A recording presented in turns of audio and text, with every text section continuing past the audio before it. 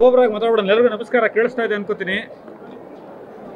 ಗತವೈಭವ ಅಂತ ಮೊದಲನೇ ಸಿನಿಮಾ ಮಾಡೋ ಹೀರೋಗೆ ಟೈಟ್ಲ್ ಇಡಬೇಕಾದ್ರೆ ಇಲ್ಲ ಡೈರೆಕ್ಟ್ರಿಗೆ ಹುಚ್ಚಿರಬೇಕು, ಇಲ್ಲ ಹೀರೋಗೆ ಧೈರ್ಯ ಇರಬೇಕು. ಗತವೈಭವ ಅನ್ನೋದು ಒಂದಷ್ಟು ಸಿನಿಮಾ, ಒಂದಷ್ಟು ಕೆಲಸ, ಒಂದಷ್ಟು ಸಾಧನೆ ಮಾಡೋರು ಇಡೋದು. ಮೊದಲನೇ ಸಿನಿಮಾಗೆ ಆ ಟೈಟ್ಲ್ ಇಟ್ಕೊಂಡಿದ್ದಾರೆ ಅಂದರೆ ನನಗೆ ಇವರು ಸುಮಾರು ವರ್ಷಗಳಿಂದ ಇವರು ತಂದೆ ಕಾಲದಿಂದನೂ ಪರಿಚಯ, ಪುರಾತನ ಪಳೆಯುಳಿಕೆ. ಒಂದು 25 ಸಿನಿಮಾ ಮಾಡಿರೋ ಹೀರೋ ಏನೆಲ್ಲ ಮಾಡಬಲ್ಲರು ತೆರೆ ಮೇಲೆ, ಒಬ್ಬ ಇನ್ನಿಬ್ಬರು ನಿಂತಿದ್ದಾರೆ ಈ ಕಡೆ ಹೀರೋಗಳು. ಅಷ್ಟು ಕಾನ್ಫಿಡೆಂಟಾಗಿ ಈ ಸಿನಿಮಾ ಕೆಲಸ ಮಾಡಿದ್ದಾರೆ. 3 ಕಾರಣಗಳಿಗೆ ಈ ಸಿನಿಮಾ ನೋಡಬೇಕು.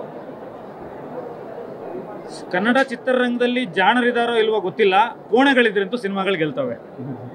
ಈ ಸಿನಿಮಾದಲ್ಲೂ ಕೋಣ ಇದೆ, ಈ ಸಿನಿಮಾ ಗೆಲ್ಲುತ್ತೆ. ಒಂದನೇದು ಕಂಬಳ ಇದೆ, ಎರಡನೇದು ಸಿನಿಮಾ ತುಂಬ ಚೆನ್ನಾಗಿದೆ. ಜೋಗಿ ಅವರು ಪುಸ್ತಕ ಬರೆಯೋದು ನಿಲ್ಲಿಸಲ್ಲ, ಈ ಸಿಂಪಲ್ ಸುನಿ ಸಿನಿಮಾ ಮಾಡೋದು ನಿಲ್ಲಿಸಲ್ಲ. ಅಷ್ಟು ಬೇಗ ಹೆರ್ತಾ ಇರ್ತಾರೆ ಇವರು, ಸಿನಿಮಾ ಮಾಡ್ತಾ ಇರ್ತಾರೆ. ಅದರಲ್ಲೂ ಒಂದು ಗತವೈಭವ ಬಂದಿದೆ. ನಿಜಕ್ಕೂ ನನಗೆ ಆಶ್ಚರ್ಯ ಆಗಿತ್ತು. ಏನು ಆಶ್ಚರ್ಯ ಅಂದರೆ ಎಷ್ಟು ಚೆನ್ನಾಗಿ ಪರ್ಫಾರ್ಮ್ ಮಾಡಿದಾರಲ್ಲ ಇವರು. ಆಶಿಕಾ ರಂಗನಾಥ್ ಇರ್ಬೋದು, ದುಷಿ ಇರ್ಬೋದು, ನಮ್ಮ ಕಣ್ಮುಂದಿನ ಹುಡುಗರು ತುಂಬ ಚೆನ್ನಾಗಿ ಪರ್ಫಾರ್ಮ್ ಮಾಡಿದ್ದಾರೆ. ಸೆಕೆಂಡ್ ಹಾಫ್ ಅಂತೂ ತುಂಬ ಕಿಕ್ಕಾಸ್ ಮಜಾ ಕೊಡುತ್ತೆ ನಿಮಗೆ. ತುಂಬ ಒಳ್ಳೆ ಸಿನಿಮಾ. ಕನ್ನಡ ಚಿತ್ರರಂಗಕ್ಕೆ ಪ್ರೇಕ್ಷಕರು ಬರ್ತಾ ಇಲ್ಲ ಅಂತ ಯಾರೋ ಅಳ್ತಿರೋದನ್ನು ನೋಡಿದೆ. ನಗ್ನಗ್ತಾ ಕರೀರಿ, ಖಂಡಿತವಾಗ್ಲೂ ಬರ್ತಾರೆ. ಈ ಥರ ಸಿನಿಮಾ ಮಾಡಿ ಕರೀರಿ, ಬರ್ತಾರೆ ಅಂತ ಹೇಳ್ತೀನಿ. Over to our heroes. ಮೊದಲನೇದಾಗಿ ಸಿನಿಮಾ ಮಾಡೋ ಉದ್ದೇಶ ಬಂದು ದುಷ್ಯಂತ್ ಲಾಂಚ್ ಮಾಡೋದಕ್ಕೆ. ಸೊ ಪೊಲಿಟಿಷಿಯನ್ ಬಗ್ಗೆ ಹೇಗೆ ಆ್ಯಕ್ಟ್ ಮಾಡ್ತಾರೆ, ಇಲ್ಲ ಸುಮ್ಮನೆ ಕಾಸು ಇರೋಕ್ಕೋಸ್ಕರ ಬರ್ತಾರೆ ಅಂತ ಹಲವಾರು ಜನ ಒಪಿನಿಯನ್ಸ್ ಇರುತ್ತೆ. ನನಗೆ ತುಂಬ ಖುಷಿಯಾಗಿದೆ ಅಂದರೆ ಒಂದು 30 ಮಿನಿಟ್ಸ್ ಅದು ಸಿನಿಮಾ ಒಂದು ಬೇರೆ ಕ್ಯಾರೆಕ್ಟರ್ 2 ಕ್ಯಾರೆಕ್ಟರ್ ಓಪನ್ ಆದಾಗ ತುಂಬ ಈಸಿಯಾಗಿ ಆ್ಯಕ್ಟ್ ಮಾಡ್ತಾರಲ್ಲ ಇವರು ಅಂತ ಅನಿಸ್ತು. ಆ್ಯಂಡ್ ಖುಷಿ ಆಯಿತು. ತುಂಬ ಚೆನ್ನಾಗಿ ಕಾಣಿಸ್ತಾರೆ. ಒಳ್ಳೆಯದಾಗಲಿ. Best wishes. ಆಶಿಕಾ ಕೂಡ ತುಂಬ ಅದ್ಭುತವಾಗಿ ಮಾಡಿದ್ದಾರೆ. ಸುಮಿಯವ್ರ ಬಗ್ಗೆ ಒಂದು ಹೇಳಬೇಕಂತ ಹೇಳಿದ್ರೆ, ರೆಗ್ಯುಲರ್ ಕಮರ್ಷಿಯಲ್ ಮಾಡಿ ಒಂದು ನಾರ್ಮಲ್ ಸಿನಿಮಾ ಮಾಡೋದು ಈಸಿ, ಬಟ್ ಅದು ಬಿಟ್ಟು ಒಂದು ಹೊಸ ಪ್ರಯತ್ನ ಮಾಡಿರಲ್ಲ. ಸೊ ಐ ಥಿಂಕ್ ಅದಕ್ಕೆ ಹೆಚ್ಚಿನ ಮಟ್ಟದಲ್ಲಿ ಒಂದು ಸಪೋರ್ಟ್ ಸಿಗಬೇಕು ಅಂತ ನಾನು ನಂಬ್ತೀನಿ. So best wishes whole team. ಒಳ್ಳೆಯದಾಗಲಿ. ಕಂಗ್ರ್ಯಾಚುಲೇಷನ್ಸ್.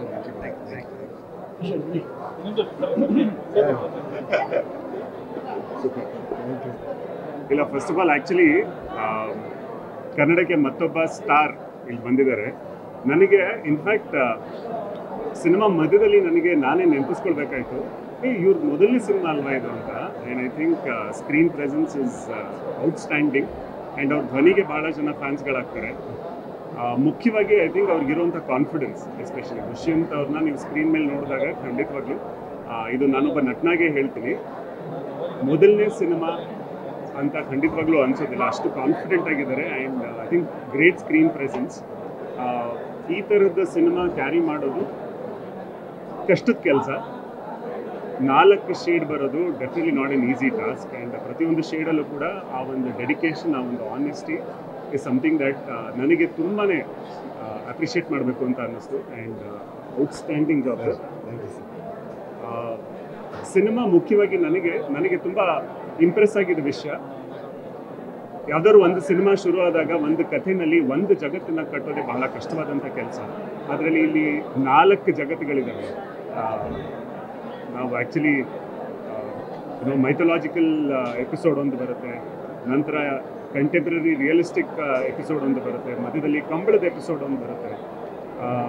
ಸೊ ಆ್ಯಂಡ್ ಕಡೆಗೆ ಟಿಪಿಕಲ್ ಸಿಂಪಲ್ ಸುನಿ ಅವರ ಒಂದು ಟಚ್, ಅಂದರೆ ಮುಂದೇನಾಗುತ್ತೆ ಅನ್ನೋ ಕುತೂಹಲನ ಹುಚ್ಚೋ ಅನ್ನೋ ಒಂದು ಟ್ಯಾಲೆಂಟ್ ಇದೆಯಲ್ಲ, ಅದು ಬಹುಶಃ ಅವರೊಬ್ಬರಿಗೆ ಇರುವಂಥದ್ದು. ಸುನಿ ಸರ್ಗೆ ಆ್ಯಕ್ಚುಲಿ ಯಾವಾಗಲೂ ಒಂದು ಸಿಂಪಲ್ ಲವ್ ಸ್ಟೋರಿ ಅವರ ಒಂದು ಫೇವ್ರೆಟ್ ಜಾನ್ರ. ಆಮೇಲೆ ತುಂಬ ಗಟ್ಟಿಯಾಗಿ ಅವ್ರಿಗೆ ಹಿಡ್ತಾ ಇರೋವಂಥ ಒಂದು ಜಾನ್ರ. ಅದನ್ನು ಅಚ್ಚುಕಟ್ಟಾಗಿ ನಮ್ಮನ್ನೆಲ್ಲರಿಗೂ ಕನ್ವಿನ್ಸ್ ಮಾಡ್ತಾರೆ. And we will keep looking for it. Okay, YONO ಇವ್ರ ಕ್ಯಾರೆಕ್ಟರ್ಗೆ ಮುಂದೆ ಏನಾಗುತ್ತೆ, ಅಥವಾ ಅವ್ರ ತಲೆ ಮೇಲಿರುವಂಥ ಗೊಂದಲಗಳು ಹೇಗೆ ಬಗೆಹರಿಯುತ್ತೆ ಅನ್ನೋ ಆ ಒಂದು ಗೊಂದಲ ಪ್ರೇಕ್ಷಕನ ಮನಸ್ಸಲ್ಲೂ ಕೂಡ ಹುಟ್ಕೊಳುತ್ತೆ. ಆ್ಯಂಡ್ ಅದು ನಿರ್ದೇಶಕರಿಗೆ ಇರುವಂಥ ಒಂದು ಕಲೆ, ಅವ್ರಿಗಿರುವಂಥ ಒಂದು ಟ್ಯಾಲೆಂಟ್, ಒಂದು ಸ್ಕಿಲ್. ಅದಕ್ಕೆ ಬಹಳ ಅದ್ಭುತವಾಗಿ ಪರ್ಫಾರ್ಮೆನ್ಸಸ್ ನೀಡಿರೋದು ಸಿನಿಮಾಗೆ ಒಂದು ದೊಡ್ಡ plus point. And I think mainly technical team ಸಿನಿಮಾಗೆ ಇರುವಂಥ ಒಂದು ದೊಡ್ಡ ಶಕ್ತಿ. ವಿಲಿಯಂ ಡೇವಿಡ್ ಅವರು, ಜೂಡಾ ಸ್ಯಾಂಡಿ ಅವರು, and the entire VFX team ಸಕ್ಕತ್ತಾಗಿ ಕೆಲಸ ಮಾಡಿದ್ದಾರೆ. It's a proper theatrical experience. And ನಾನು ಹೇಳಿದಾಗೆ ಸುನಿ ಸರ್ ಆಲ್ರೆಡಿ ಒಬ್ಬರು ಸ್ಟಾರ್ ಡೈರೆಕ್ಟರ್, ಕನ್ನಡಕ್ಕೆ ಮತ್ತೊಬ್ಬರು ಸ್ಟಾರ್ ದುಷ್ಯಂತ್ ಅವರು. ಆ್ಯಂಡ್ ಇದನ್ನು ನಾನು ಎಕ್ಸಾಜರೇಟ್ ಮಾಡೋಂತೂ ಹೇಳ್ತಾ ಇಲ್ಲ, ನೀವು ಸಿನಿಮಾ ನೋಡಿದ್ರೆ ಹೌದು ಅಂತ ನೀವೇ ಹೇಳ್ತೀರ. ಈ ಸಿನಿಮಾ ನನಗನ್ಸೋ ಪ್ರಕಾರ ಐ ಥಿಂಕ್ ಥಿಯೇಟ್ರಲ್ಲೇ ನೀವು ನೋಡಿದ್ರೆ ಬಹಳ ಸಂತೋಷ ಎಲ್ರಿಗೂ. ಸೊ ಹಾಗಾಗಿ ದಯವಿಟ್ಟು ಸಿನಿಮಾ ಚೆನ್ನಾಗಿತ್ತು ಅಂದ್ಬಿಟ್ಟು ನಾಳೆ OTT ನೋಡೋವಂಥದ್ದು ಕಾಯಕ್ಕೆ ಹೋಗ್ಬೇಡಿ. ಥಿಯೇಟರ್ ದಯವಿಟ್ಟು ಬನ್ನಿ, you will not be disappointed. And ಒಳ್ಳೊಳ್ಳೆ ಸಾಂಗ್ಸ್ ಇದೆ, ಮುಖ್ಯವಾಗಿ ಗುನುಗ್ತಾ ಇರ್ತೀರಾ, ಮ್ಯೂಸಿಕ್ ಚೆನ್ನಾಗಿದೆ ಆ್ಯಂಡ್ ಒಳ್ಳೆ ಸ್ಟೋರಿ ಕೂಡ ಇದೆ. Please to come to theaters. Thank you. ಚೆನ್ನಾಗಿ ಮಾಡಿದೆ ಮಗನೇ. ಆಶಿಕಾ ಅವರು in fact beautiful performance. I think ಸಾಕಷ್ಟು ಇಮೋಷ್ನಲ್ ಎಪಿಸೋಡ್ಸ್ ಇತ್ತು. ಐ ರಿಯಲಿ ಲೈಕ್, ಅಂದರೆ ಆ ಒಂದು ಇಮೋಷ್ನಲ್ ಎಪಿಸೋಡ್ಸಲ್ಲಿ ಕ್ಯಾರಿ ಮಾಡೋದಿದೆಯಲ್ಲ, ಬ್ಯೂಟಿ ವಿತ್ ಬ್ರೈನ್ಸ್ ಇರೋದು ಬಹಳ ಕಡಿಮೆ ನೀವು ನೋಡೋ ಹಾಗೆ ಸ್ಕ್ರೀನ್ ಮೇಲೆ. And I think that screen presence is really outstanding. ನನಗೆ ಬಹಳ ಖುಷಿ ಕೊಡ್ತಾ. ಐ ಥಿಂಕ್ 2 ಕ್ಯಾರೆಕ್ಟರ್ ಇಟ್ಕೊಂಡು ಇಡೀ ಸಿನಿಮಾ ಮಾಡೋದು ಬಹಳ ಕಷ್ಟದ ಕೆಲಸ. ಆ್ಯಂಡ್ ಅದು 4 ಶೇಡ್ಸ್ ಇದ್ದಾಗ it's always challenging for the actor also. And simple Suni sir actually cast ಮಾಡಿದಾಗಲೇ will be very convincing that okay ಇವ್ರನ್ನ ಕಾಸ್ಟ್ ಮಾಡಿದ್ರೆ ಅಲ್ಲಿ ಬಿ ಸಾರ್ಟೆಡ್ ಅಂತ. ಆ್ಯಂಡ್ ಅದನ್ನು ಡೆಲಿವರ್ ಮಾಡೋದಕ್ಕೆ ರಿಯಲಿ ಇಂಪ್ರೆಸ್ಡ್. Thank you.